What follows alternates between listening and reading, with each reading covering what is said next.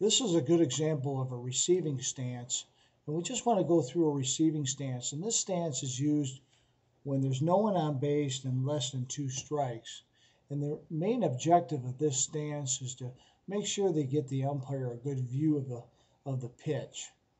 And you can see that the umpire will be peering over the shoulder of the catcher.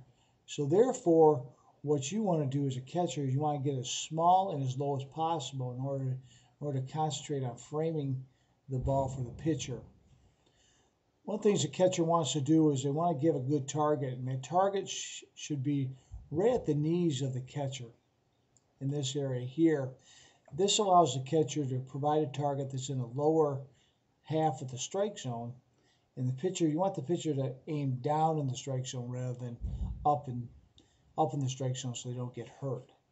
Also, you note about this stance is that the feet are flat on the ground and they're slightly turned out.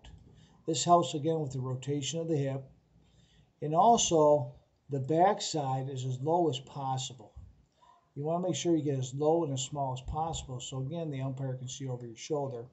And you also note that this arm here is on the outside of the shin guards or the left leg. You want to make sure that the arm is not restricted. If you keep the arm inside this leg, what happens is they become restricted when they're trying to catch a ball in this general area here. Also, you can see that the chest is square again to the target. Sometimes catchers, in preference, will want to align their right foot toes with the instep of their left foot, and that's okay because it allows them to frame balls more easily sometimes.